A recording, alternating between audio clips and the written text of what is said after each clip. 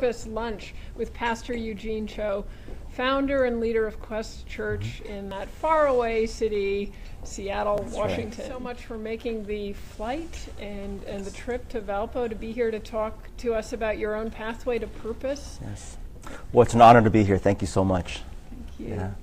I'm just going to ask a few questions to get the conversation going, and looking forward to learning more about you and your leadership and service. Just a word for our audience, a word more about Eugene. He, as I said, the founder and lead pastor of Quest Church, which is an urban, multicultural, and multi-generational church in Seattle. Sort of interesting to think multi-generational is something we actually name now for churches.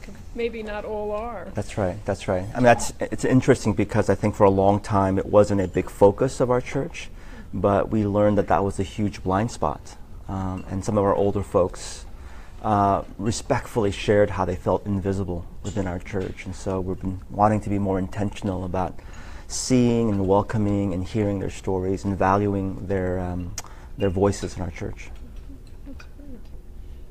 Eugene is also the founder and visionary of One Day's Wages, which is a grassroots movement of people, stories, and actions to alleviate extreme global poverty. This has been featured in the New York Times, the Seattle Times, NPR, and numerous other media outlets. And now, Pathways to Purpose. All right. For his entrepreneurial work and spirit, Eugene was honored as one of 50 everyday American heroes, and has recently released his first book, Overrated. Are we more in love with the idea of changing the world than changing the world? So welcome, and really look forward to having you here at Valparaiso University throughout this day and evening. I want to start by just talking or hearing a little bit about your own sense of calling. Here at Valparaiso University, we think a lot about purpose and calling as a kind of undergirding foundation for our students as they go forward to lead and serve in the world. And I wonder if you would just speak briefly about your own call to or discernment process around ministry. Sure. I really have to begin with probably my immigrant story. You know, I immigrated to the United States. I was born in Korea and immigrated when I was 6. So when I immigrated to the United States, I can just remember instantaneously being thrusted into first grade, taking the public bus, and it was such an intimidating, scary experience. To this day, I remember the trepidation that I would feel raising my hand or needing to raise my hand if I had to go to the restroom, for example. And I couldn't do it. I was just so scared because this was a foreign language, a foreign culture. The students didn't know who I was. Sometimes I was laughed at or mocked at. And so I have the dubious distinction of being one of the handful of students maybe that flunked first grade because this is embarrassing to say, but I would wet my pants about once or twice a week. And in some ways, I think that immigrant story has shaped kind of a inclination that I have for the other, for those that are on the margins, that are forgotten, if you will. And so I wasn't necessarily called into ministry instantaneously. It was when I was a college student. But even when I was a young child, I think I always had a particular inclination for that kid that ate alone in the cafeteria, because that was me. I was voted the shyest kid in middle school when I was in 6th grade. I had a stuttering problem for a while. And so all of these little small experiences formed together to, I think, give me a sense of purpose of wanting to be an advocate for those that are forgotten. I became a follower of Jesus at the age of 18. And that's when I began to start thinking a bit more actively about what is my calling, what is my purpose. Nothing was written on the walls. I didn't have a word from heaven or anything. But as I began to wrestle with a bit more about what my passion was, what is it that I wanted to do, if I could choose whatever that I thought would bring glory to God, what would that be? And it dealt around wanting to be a person of hope, a person of advocacy, a person of justice. And I thought that those things converged together in being a pastor. And so that's a little bit of my pathway to purpose. Thank you for sharing that. Well, your pathway to purpose took you from a suburban church into the city of Seattle and to Quest Church. And Yeah. you could just talk a little bit about that. Sure. that discernment and decision and vision? Yeah. Yeah, I mean, my wife and I had just gotten married. This was about 20 years ago, actually. And so we were ministering in a suburban Korean-American homogenous church. It was a beautiful church, still there. It's doing really well. But I think we realized that experience was for a season of our life as opposed to a long, long chapter.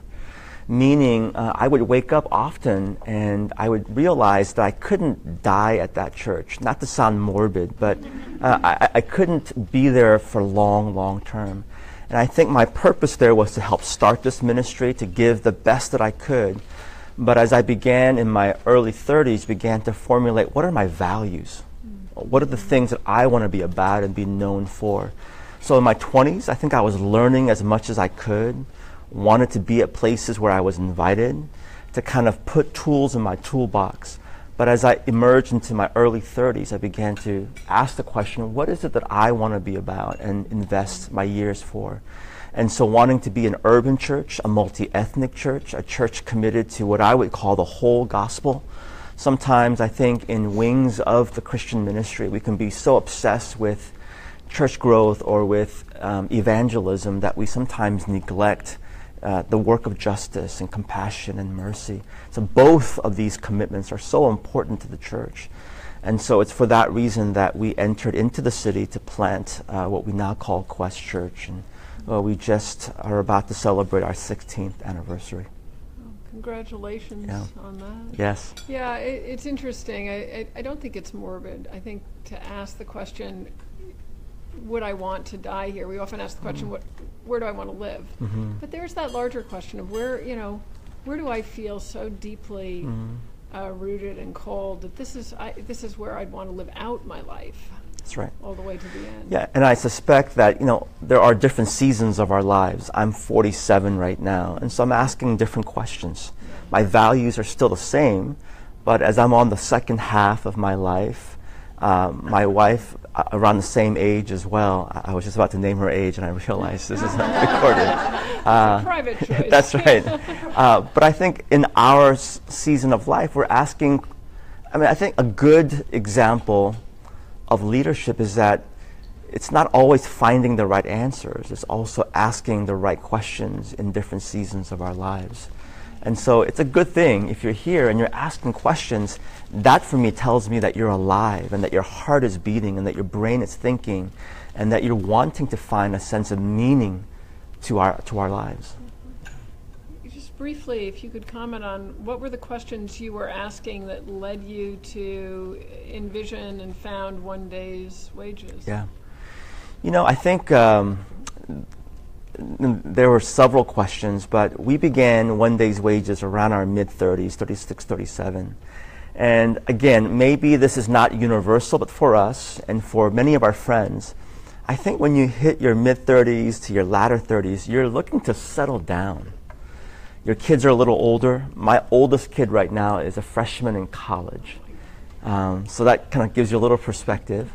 But the temptation that we were feeling was, let's settle down. And even though we were still wanting to dream and vision and ask questions, there was so much about our lives that were saying, let's settle down, let's not take risks, let's start saving for college. Our kids are eating, they're eating constantly. There's groceries, there's bills, there's mortgage payments. But nevertheless, we were feeling these sorts of dreams and visions about a nonprofit organization that we had captured through prayer. And so we were wrestling. In fact, we wrestled for 3 years over this. I had gone to a country called Burma, or otherwise known as Myanmar. And when I was there to do some research, because I love learning, I love studying, it's something happens when you begin to see real life experiences connect with books and data and information that you read. And when I saw glimpses of poverty, of injustice, of oppression, of genocide, and you saw women and men and children that were survivors of, for example, survivors of bombs and raids and so forth, We had met a teacher during my time in Burma, Myanmar. And when I had asked these teachers what their salaries were, they said $40 US. Now, my instant first thought was that had to be per day. They laughed at my question. I then said, I'm sorry, is it $40 per month? And they laughed again. And long story short, their salaries were $40 per year. And that was just shocking to me. And so coming back to the U.S. and sharing these stories with my wife and our 3 children, you know, as people of faith, we began to wrestle and pray about this. And it was through prayer that we had this conviction that we felt the Holy Spirit say, give up a year's wages. Now, you know, it's probably not a good thing for a pastor to say this, but I like my money. I feel like I worked hard for my salary as a pastor. We were a one-income family back then. And so it took us 3 years to come to peace with that decision. And that involved simplifying our lives, selling off things. And we say that not to boast, but just to kind of give people a little glimpse of our story. Yeah. It's interesting you say, you know, as a pastor, it might be odd for me to say I like my money, but it points to something in our culture around religion that we often don't think we can talk about money, don't want to talk about money, that somehow that's not a good thing to actually be forthright about that. Well, I mean, I think stewardship is an important part of our discipleship. Stewardship involving time, talents, and resources, but it is an important part, and I think there is something in our culture, and I think it's helpful to be able to share more openly about it. I received my share of criticism from both people that I knew and strangers. Why would you tell people? Are you boasting about what you've done? And again, that isn't our desire. I do think that in our current culture and climate today, one of the examples of leadership that maybe we need to be more intentional about demonstrating is you can't ask others to do something that you're not willing to do yourself. We tend to be more cynical in our world today. It's not just millennials, it's across the board. I think we tend to be cynical. I tend to be cynical. I think we're cynical about churches and about religion, about philanthropies, about nonprofits. How are they using resources? And so I think we want to be able to walk the walk, if you will. And that's the reason why my wife and I chose to share about our journey with people. Thank you so much for sharing a bit about your journey with us here now. We're really looking forward to hearing you speak tonight at 5:30 here at the Helge Center at Valparaiso University. All right. And just very grateful that you walked your walk to Valparaiso. So well, thank you so much. Thank you, Eugene. Yeah. So now